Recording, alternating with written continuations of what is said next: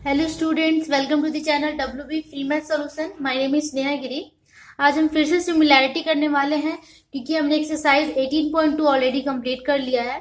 तो आज के इस वीडियो में हम स्टार्ट करेंगे एक्सरसाइज 18.3। 18.3 स्टार्ट करने से पहले दो थ्योरम्स है, theorem 45 and theorem 46, I think 47 भी है। तो उसके बारे में भी हम थोड़ा सा देखेंगे और उसके बाद एक्सरसाइज स्टार्ट करेंगे। ओके, तो चलो वीडियो स्टार्ट करते हैं। और आपका ये 18.3 से पहले एक प्रमेय करके यहाँ लिखा हुआ है, थ्योरम है, जो कि इस तरह है कुछ कि दो त्रिभुजों के समान कोणिक होने से उनके अनुरूप भुजाएं समानुपाती होंगी। ठीक है, ये हमें प्रमाणित करना है। तो ये क्वेश्चन इतना आता नहीं है, बट आप ये चाहो तो बुक से कर सकते हो, उतना ज्यादा इंपॉर्टेंट नहीं है, तो मैं ये करा के नहीं दूंगी। और बुक में ये एक्सप्लेन्ड है तो एक्सप्लेन करने की मुझे जरूरत नहीं है। ठीक है, तो जो इसका जो प्रूफ है, इसका जो एप्लीकेशन है वो बहुत यूज होता है, तो उसे मैं बता देती हूँ। देखो, अगर दो त्रिभुज समान कोणिक हो, इसका मतलब कि इक्वी एंगुलर हो। इसके पहले आपको ये जानना होगा कि इक्वी एंगुलर होता क्या है, मैं वो बताती हूँ। इक्वी एंगुलर का मतलब होता है कि अगर एक कोई ट्रायंगल दिया हो, अगर कोई एक ट्रायंगल दिया हो, उसे इक्वी एंगुलर कब कहेंगे? जब उसके सारे कोणों का मान समान हो, मतलब कि वैल्यू ऑफ या magnitude of all angles are equal, then the triangle is called equiangular. मतलब अगर ये 60 डिग्री है, ये 60 है और ये 60 है, तो इसे हम क्या कहेंगे? इक्वी एंगुलर कहेंगे। और इक्वी एंगुलर की खासियत ये होती है कि सारे जो एंगल्स की वैल्यू होती है वो एक्यूट एंगल होता है। एक्यूट एंगल मतलब लेस देन 90 डिग्री। सारे एंगल्स 90 डिग्री से छोटे होते हैं तो उसे इक्वी एंगुलर कहते हैं। लेकिन जब दो त्रिभुजों से हम वो कंपेयर करते हैं तो कंपैरिजन में थोड़ा सा डिफरेंस आ जाता है। पहला एक इस तरह का ट्रायंगल है, दूसरा इस तरह का ट्रायंगल है। ठीक है, या फिर मैं थोड़ा डिफरेंट बनाती हूँ, इस तरह है मान लो। ठीक है, तो इसे हम इक्वी एंगुलर कब कहेंगे? जब ये एंगल इसके बराबर होगा, ये एंगल इसके बराबर होगा और ये एंगल इसके बराबर होगा, तो हम इक्वी एंगुलर कहेंगे। अगर यहाँ पे मैंने नाम दे दिया ABC और यहाँ PQR दे दिया, तो angle A equals angle P होगा, angle B equals angle Q और angle C equals angle R होगा, तब वो इक्वी एंगुलर होगा। ये बोथ ट्रायंगल्स इक्वी एंगुलर होगा। और जब ये बोथ ट्रायंगल इक्वी एंगुलर होगा तो इस प्रमेय के हिसाब से, इस थ्योरम के अकॉर्डिंग क्या हो जाएगा? एक ये प्रूफ आएगा कि AB/D मतलब कि इसकी जो भुजाएं होंगी वो समानुपाती होंगी, प्रोपोर्शनली होंगी। ठीक है, प्रोपोर्शनल होगा, जिसके साइड्स होंगे वो प्रोपोर्शनल होंगे एक दूसरे के साथ में। जैसे कि यहाँ AB, अगर ये एंगल इसके बराबर है तो AB/PQ हो जाएगा। AB/PQ इक्वल्स BC/QR हो जाएगा एंगल के अकॉर्डिंग। अगर एंगल इक्वल है तो BC/QR इक्वल्स यहाँ पे AC/PR, AC/PR, ये चीजें होंगी। जब हम इक्वी एंगुलर दो ट्रायंगल होंगे तो ये शर्त भी आ जाएगा कि उसकी जो भुजाएं होंगी, जो साइड्स होंगे, वो एक दूसरे के साथ क्या होंगे? प्रोपोर्शनल होंगे। इसे प्रोपोर्शनैलिटी कहते हैं, मतलब ये प्रोपोर्शनल होंगे। ठीक है, तो चलो अब एक्सरसाइज करते हैं। और एक और थ्योरम है आपका, मैं वो बता देती हूँ। थ्योरम 46 है।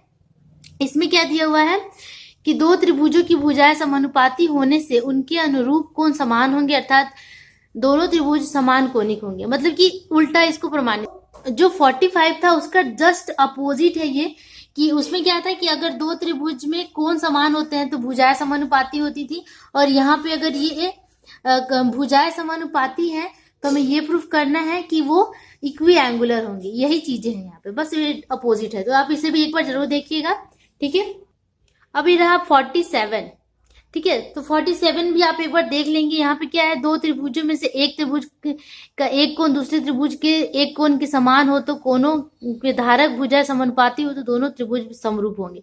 मतलब कि इसमें क्या दिया हुआ है, ये बहुत यूज होने वाला है।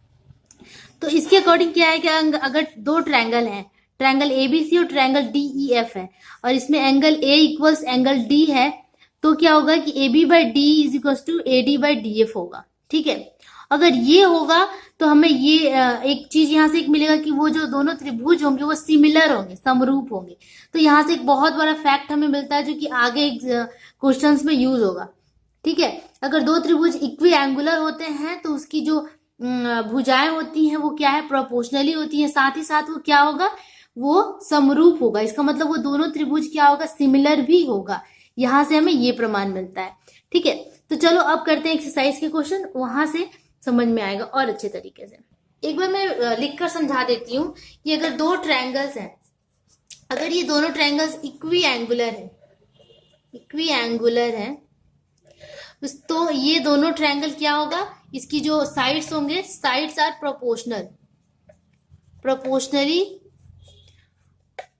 प्रोपोर्शनल होंगे साइड्स।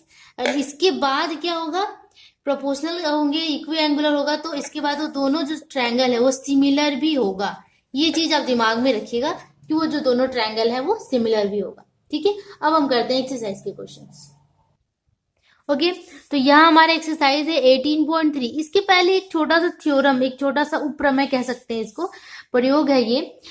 इसको आप जरूर कर लीजिएगा क्योंकि एग्जाम में आता है। ठीक है, बहुत इजी है, आप एक बार पढ़ेंगे तो समझ में आ जाएगा। ठीक है, तो आप इसे जरूर कर लीजिएगा, ये वेरी इंपॉर्टेंट क्वेश्चन है, आप यहाँ पे टिक मार्क कर सकते हैं। ओके, तो चलो अब नेक्स्ट क्वेश्चन करते हैं। 18.3 का पहला क्वेश्चन क्या है कि निम्नलिखित किन त्रिभुजों का जोड़ समरूप है, हिसाब करके बताएं। दो मतलब कि 4 त्रिभुज दिया हुआ है, 4 ट्रायंगल्स यहाँ पे दिया हुआ है, कौन सा समरूप होगा कौन सा नहीं होगा ये हमें पता करना है। तो यहाँ पे देखो आप क्वेश्चन में अच्छे तरीके से आप यहाँ से क्वेश्चन देख सकते हैं कि ए बी सी एक ट्रायंगल है, पी क्यू आर एक ट्रायंगल है। यहाँ पे देखिए ये 2 इकाई है, A B by Q R एक जैसा है। ठीक है, मतलब कि 2/4 करेंगे तो 1/2 आएगा, and A C by P R होगा, and B C by P Q होगा। तो ये हम करके देखते हैं कि क्या आता है। ओके, तो क्वेश्चन नंबर 1 में क्या है, 2 ट्रायंगल दिया हुआ है, आपको बस ये करना है कि A B by Q R करना है, A B by Q R equals B C by P Q equals A C by P are,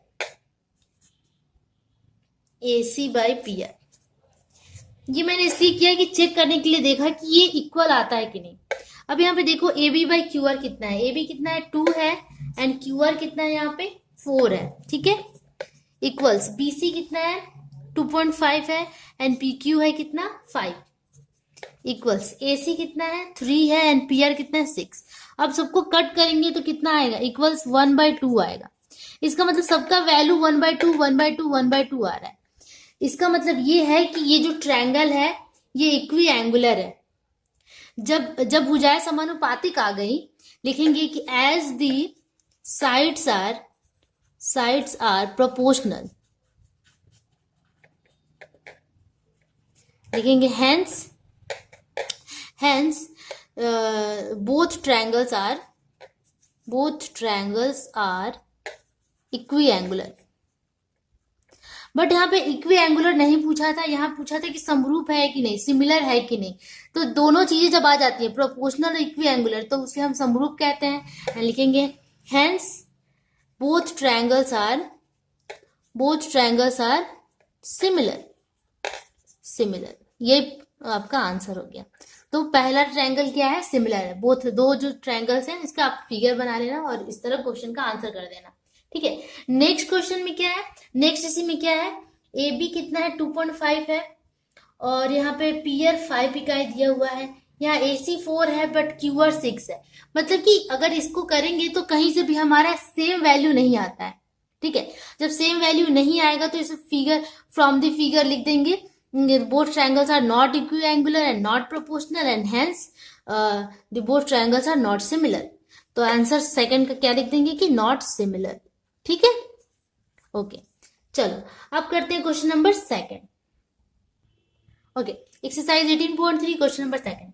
तो सेकंड में क्या करना है, निम्नलिखित त्रिभुजों की जोड़ी देखें और एंगल ए का मान ज्ञात करें।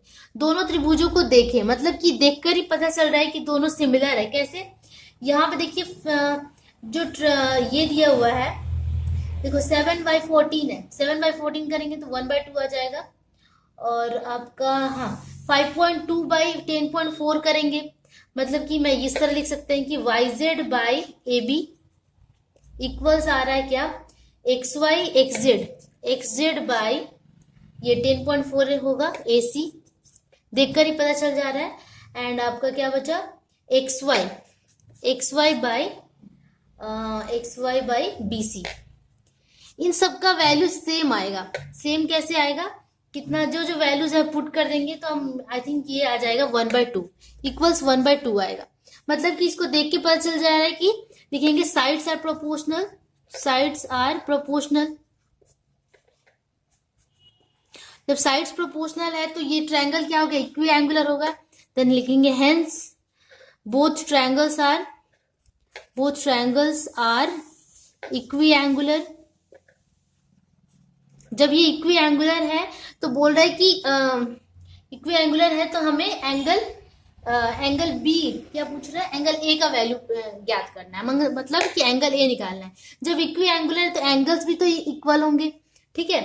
That is angle X is equal to angle C and angle Y equals angle A, ऐसा कुछ होगा।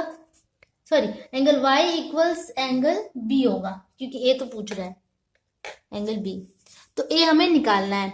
एंगल a इक्वल्स क्या लिखेंगे, 180 minus angle c plus angle b, है ना। और एंगल c का वैल्यू एंगल x के बराबर होगा, x का वैल्यू दिया हुआ है 75, तो 180 माइनस 75 प्लस एंगल b दिया हुआ है कितना 65, y के बराबर है, ठीक है। दोनों को ऐड कर देंगे, 180 माइनस 550 140, दैट इज कितना आ गया 40 डिग्री।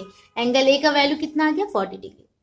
तो आपको ये ध्यान में रखना होगा कि जब भी प्रोपोर्शनल आ जाता है तो इक्वी एंगुलर होगा, और इक्वी एंगुलर का मतलब ये होगा कि एंगल इक्वल है, और जब एंगल इक्वल आ जाएगा तो वैल्यू बहुत आसान तरीके से निकल जाए, ठीक है। तो चलो अब करते हैं question number third. Question number third तो हाफ क्वेश्चन आपका बनाकर दे दिया है, इसमें कुछ भी खास नहीं करना है हमें, तो ये मैं आप लोग को हल्के से हिंट दे देती हूँ कैसे बनेगा, ठीक है। यहाँ पे देखिए क्या दिया हुआ है, हमारे मैदान में 6 सेंटीमीटर लंबी काठी की छाया की लंबाई 4 सेंटीमीटर जमीन पर बन रही है। उस समय यदि एक टावर की छाया की लंबाई 28 मीटर हो तो टावर की ऊंचाई ज्ञात करें, ठीक है। तो यहाँ पे टावर की ऊंचाई मतलब कि पीक्यू की वैल्यू निकालने के लिए बोल रहा है, और यहाँ पे क्यूसी दे दिया है, ठीक है। हिंट दिया हुआ है, क्यूसी 28 मीटर है, और ए बी का वैल्यू दिया हुआ है जो काठी है 6 सेंटीमीटर, एंड बीसी 4 सेंटीमीटर दिया हुआ, सब दे दिया है। तो लिख दिया है कि मान ले पीक्यू एक टावर है एंड ए बी एक काठी है, बीसी 4 सेंटीमीटर, क्यूसी 28 मीटर, ठीक है। And triangle PQC and triangle ABC समान कोनिक है, ये भी दे दिया है कि दोनों ट्रायंगल समान कोनिक है। ऑब्वियसली देखने से ही लग रहा है कि दोनों जो ट्रायंगल है, छोटा ट्रायंगल और बड़ा ट्रायंगल, वो एक ही जैसा है, मतलब कि इक्वी एंगुलर है। अतः जब अगर वो इक्वी एंगुलर है तो वो सिमिलर भी होगा, तो सिमिलर होगा तो हम ये शर्त लगा सकते हैं कि उसकी जो भुजाएं हैं वो प्रोपोर्शनल होंगी, that is PQ by AB। PQ by AB होगा, PQ का वैल्यू हमें नहीं पता बट AB का पता है, तो यहाँ पे 6 पुट कर देंगे, ठीक है। PQ बाई 6 इक्वल्स QC है हमारे पास 28 मीटर, तो QC की जगह पे 28 बाई BC है हमारे पास 4 सेंटीमीटर, ये पुट कर देंगे। अच्छा 28 मीटर में दिया हुआ है और ये सेंटीमीटर में, इसको चेंज करना होगा। ओके, तो बस 28 ही है जो कि मीटर में दिया हुआ, बाकी सब सेंटीमीटर में है, तो 28 को सेंटीमीटर में चेंज कर लेते हैं, 100 से मल्टीप्लाई कर देते हैं, ठीक है। और उसके बाद क्या है, BC, नीचे BC है तो BC का वैल्यू दिया हुआ है 4 सेंटीमीटर, 4 यहाँ पुट कर दिया हमने, ठीक है। अब यहाँ पे काट छाट करेंगे, that is PQ is equal to क्या आ जाएगा, ये 6 भी उधर जाएगा, 28 मल्टीप्लाई 100 मल्टीप्लाई 6 बाई 4 7 हो जाए, ठीक है। और ये 4200 सेंटीमीटर, इतना सेंटीमीटर आया। सेंटीमीटर को मीटर में चेंज कर देंगे, 100 से डिवाइड कर देंगे तो कितना आ जाएगा 42 मीटर। तो PQ का वैल्यू कितना आ गया 42 मीटर। यही पूछ रहा था, PQ एक टावर है तो लिख देंगे कि length of the tower is equal to 42 metre, ठीक है। ओके, अब करते हैं हम क्वेश्चन नंबर 4। ओके, तो क्वेश्चन नंबर 4 क्या कह रहा है, प्रमाणित करें कि किसी त्रिभुज की दो भुजाओं के मध्य बिंदुओं को मिलाने वाली रेखा तृतीय भुजा के समानांतर आधा होगा। ये बहुत ही, ये क्लास 9th का ही क्वेश्चन है। चलो हम फिर से इसको प्रूफ करते हैं। ओके, एक बार और मैं क्वेश्चन को रिपीट कर देती हूँ इंग्लिश में। Prove that the line segment joining the mid points of any two sides of a triangle. ठीक है, एक ट्रायंगल बनाएंगे ABC line joining the two sides, D and E, ठीक है, parallel to the third side and equal in half of it. ये इसके साथ parallel भी होगा एंड हाफ ऑफ इक्वल होगा, मतलब कि डी इज इक्वल टू हमें प्रूव करना है half of B C and also D is parallel to B C, ये हमें प्रूव करना है, ठीक है। तो चलो स्टार्ट करते हैं। लिखेंगे let D and E are the mid points, let D and E are mid points of A B and A C respectively of triangle A B C. ये हमें लिखना होगा क्योंकि ये दिया हुआ है and also D is mid point of A B है।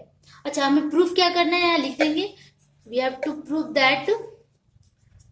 That D is parallel to B C and D is equals to half of B C, ये हमें प्रूफ करना है, ठीक है।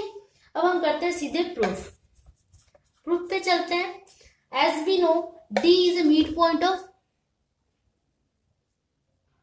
जैसे कि गिवन है कि D is a mid point of A B, that is हम लिख सकते हैं कि A D equals D B, ठीक है, A D equals D B लिख सकते हैं and A D equals D B, that is हम ये भी लिख सकते हैं कि A D by D B equals 1, ये इसके नीचे आ गया तो 1 बच गया, ठीक है, इसे हम देते हैं नंबर 1। अगेन हम क्या करेंगे, again E is the mid point of, similarly है mid point of AC, E is the mid point of AC, that is हम लिख सकते हैं कि AE equals AC EEC, that is हम ये लिख सकते हैं कि AE by EC equals 1, same thing इसे हम दे देंगे नंबर 2, ठीक है। ओके, फ्रॉम 1 एंड 2 हमें क्या मिला, ये इक्वल्स 1 है और ये इक्वल्स 1, इसका मतलब ये इक्वल्स ये हो सकता है, ठीक है। तो from 1 and 2 we have AD by DB equals AE by EC, ये इतना हो, ये मतलब कि हमें प्रोपोर्शनल वाला एक यहाँ पे मिल गया। जब ये प्रोपोर्शनल है, जो भुजाएं AD बाई DE है, AD बाई DB है एंड AE बाई EC है, इसका मतलब क्या है, from Thales theorem D is parallel to BC, that is लिखेंगे that is DE is parallel to BC from Thales theorem. Thales theorem यही होता है, ठीक है। तो ये एक तो हमारा यहीं पे प्रूव हो गया, ठीक है। अब हम करते हैं दूसरा प्रूफ। ओके, एक हमने प्रूव कर लिया, दूसरा हमें प्रूव करना है कि D is equals to half of BC, ये हमें प्रूव करना है। इसके लिए हम क्या करेंगे, लिखेंगे again in triangle ADE and